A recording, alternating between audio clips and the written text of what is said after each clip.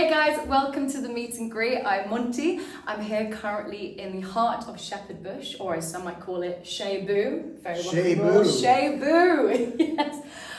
We are honoured today to be joined by the fantastic Myles Kennedy to discuss his upcoming album, The Art of Letting Go. Myles, how rock and roll is that? I kind of rock and roll, I guess. I try to be rock and roll. I have my rock and roll shoes on with skulls. Very nice. That it looks like I lost a bet, but but anyways, no, it's great to be here. It's Shebu. It's Shebu. And apart from brilliant shoes aside, obviously this album that is out next month is astronomically brilliant. Wow, thanks. And I just want to hear a little bit about the fruition of the album, how it all came into play and to become what it is. Yeah. Well, I was looking at the schedule, saying to myself, well, I see a window and I don't want there to be too much time to hang out. Otherwise, I could end up in jail. That's not true. Yeah, I just wanted to write a record and make a solo record that was, this time around, a rock record. The first record was an acoustic record, Year of the Tiger. Ides March it rocked, but it was more like southern rock and had definitely had a country vibe at times. And this one I just want to be, plug in, turn up loud, turn up the gain, and play some riffs and sing over the top. Yeah, well, you can definitely hear it in there. You've got some absolutely thundering riffs going on, which are a pleasure to hear. And kind of diving straight into the songwriting aspect of it, was it very much a kind of a solo journey? Do you write when you're on the road? Get into the studio, jam and get inspired? What was this process like? Yeah, I'm paranoid of getting in the studio and not having a record written, so that will never happen with me. If I know I'm going to be in the studio at the end of the year, I start the writing process, a good 10 months prior, just so that we have plenty to choose from. I have nightmares of going into a studio situation, the producer going, okay, let's hear the songs, and wow, we're going to write them in the studio. The idea of writing in the studio is a daunting task. So yeah, it was something that I just knew there was a window of time to do it, to make it, and then also the best part is that I could take it out and tour it and have plenty of lane to go out with my mates and play around the world. Yeah, I bet there's no feeling like it. Nothing like it. It's Nothing like it. Yeah. And throughout your career, whether it's solo work or your collaborations, what I've always, and many have always admired, are your lyrics are constantly, they're raw and honest and open, but with that signature Myles Kennedy punch to them. Did you draw from anything new for this record? That's a good question. I didn't want it to be a concept record like the first two solo records where there's a congruent theme. So this is a collection of songs. I'm trying to remember. Well, you know what? It's interesting. There was a theme at the last song called How the Story Ends, which was inspired by a film that it's dark. And they're doing a remake of it right now that I think is coming out very soon. But it was a film, I think I want to say it was somewhere in Europe. Like we had the subtitles and the whole bit in the U.S. It's called Speak No Evil, and it's great. Yes. Okay. Yeah. Film. It's dark and twisted, but what I love about that movie is there's a moral to the story that I needed to hear that really spoke to me. So that manifested itself in that last track, How the Story Ends, and it's basically the idea of standing up for yourself. I'm a people pleaser to a fault sometimes, and that often ends not well because people can take advantage of you. So that movie did a brilliant job of conveying, what can happen if you don't, have a backbone. Yeah. Not saying that I don't have a backbone, but no, it's all rock and roll. But, it sounded weird. Never, no, not at all. And so coming even from that and from the way you speak about it, it sounds like it's just been a brilliant journey for you. So you've done the writing, the recording, mixed, mastered, you've got the final thing. Yeah. What was it like hearing that first playback just all the way through? It's good.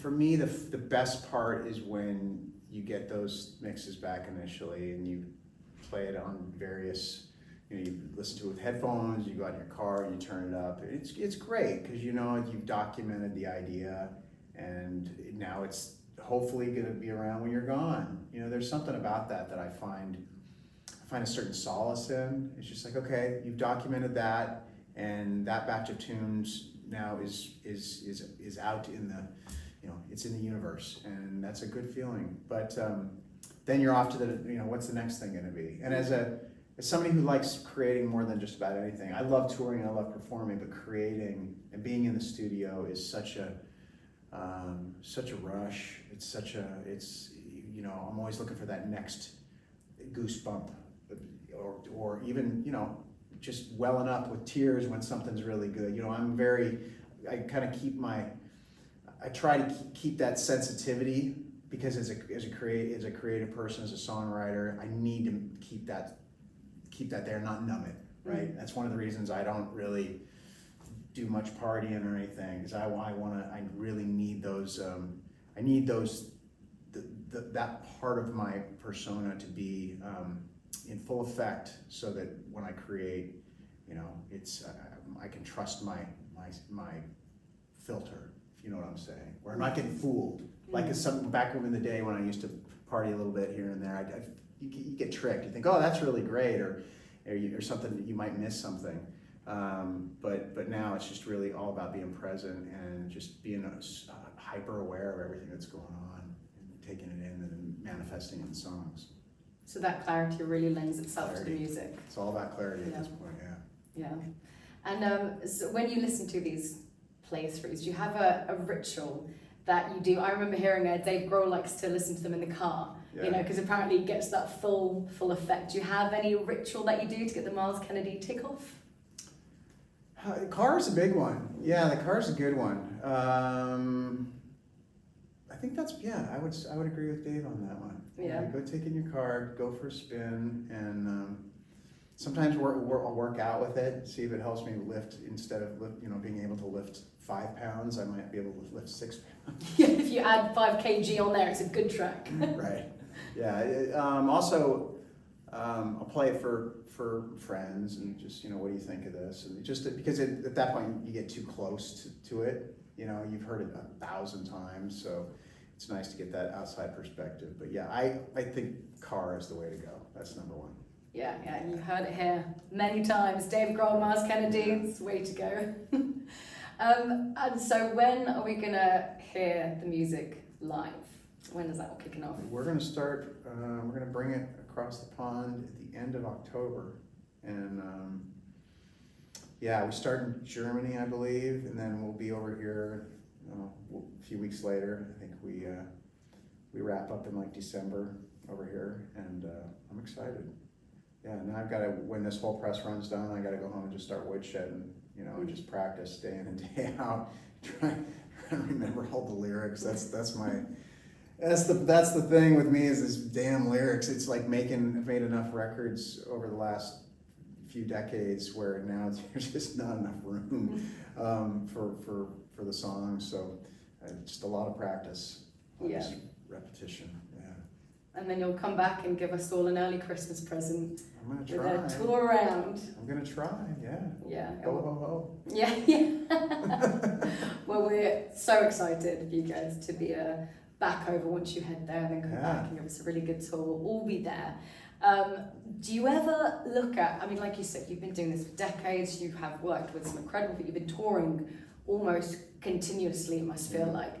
Do you still, you know, when you see a tour schedule, itinerary, press, do you still nowadays look at it and go, you know, holy shit, that's a lot of work?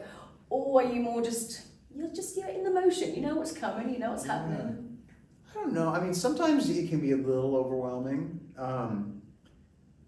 But at the same time, I don't know what else I do. So it's interesting, because it's like you'll see it and be like, oh, that's a lot. I'm gonna be gone a lot. And so, you know, there's that side of it where you're like, oh, I'm gonna be away from my family, and that's hard. But then there's the part of me that's like, but I get to play music. And I don't ever forget how long it took me to get to a point where that was a constant. You know, after a long time, I wasn't sure when the phone would stop ringing, you know, and it was like, when's this party over? And the fact that it's funny because really up until about, I don't know, 8 years ago, I still was thinking it was all going to end. Until I had a friend once that was like, hey, you do realize you can probably do this now as long as you want. You're going to be okay. And I was like, really? I honestly didn't see it. I was just like, oh, this could all be over. And so I got to take this tour. I got to do this, I just got to stay out there and keep rolling. But now I feel really super comfortable. It's kind of like foundation's been set up, and now it's just a matter of just rolling along and enjoying it. And that's part of what the art of letting go is about. That's part of where that title comes from, is I'm at this stage in life now where I really just want to take it all in, be present. That's the word I keep using. I don't take any of it for granted, and just savor every freaking minute. Yeah, and it's such a pleasure to hear you say that, because from the outset you've got all your fandom and so much the industry. You are incredibly respected in the industry, so to hear you say that it's an absolute pleasure. And coming off of that, like I said, you've had this and you're having this fantastic career, and you're at the stage with the art of letting go where you can finally let go and say, okay, wait, I'm here and this is good. What advice would you give to emerging bands, songwriters who want to tread that path, and the kind of the catharticism that comes with it, and the work, and what would you say? Yeah, well, if I was to talk to young me, I would say, first of all, I would ask, how bad do you want this? That is a very important question to ask out of the gate, because it's a very different lifestyle, and it's a very it can be very challenging, and there are a lot of ups and downs. I mean, it sounds like a cliche, but there are, and you got to be prepared for that. And once you've answered that question, if you're like, I want it really bad, I really want to express myself, and also do it. What are the reasons you want to do it? Like, do you want fame? Do you want is it about financial gains, material possessions you could get? If that's your MO, I don't know. I mean, I don't know if I would advise going down. There are other things you can do. Banking. Yeah, exactly. But if you touched on it, if there's some catharsis you need, if you really want to be heard, and you have something you want to say, and you feel like there are people out there that want to hear that would help them in their life, or ultimately if you just love music so freaking much you can't imagine life without it. And the other thing for me was, I had a teacher say this once, is you make music not because you want to, but because you have to. And that for me was a really big question to ask, and realize that I had to do it. So once you have to do it, and you have to do it, just be aware of the amount of work that's going to go into it. And a lot's changed since I was starting out in the game. It's not the way it was, but there's a lot of noise to cut through. The internet's a big, vast place, and there are a lot of people. But I do believe, and I've seen this time and time again, the cream eventually rises to the top. If you have something that other people find compelling, eventually it will find its way. And somebody told me that like 25 years ago, and I really didn't believe. I was like, really? And I was kind of like pessimistic and like, oh man, the odds are stacked against you. There's no way. That was that guy. And this person said this. It was just in a passing thing. It was at a festival once. Somebody I met for all of 3 minutes, and she liked the record I was a part of putting out. It was a Mayfield 4 record. And I think about that conversation a lot. I'm just kind of like, wow.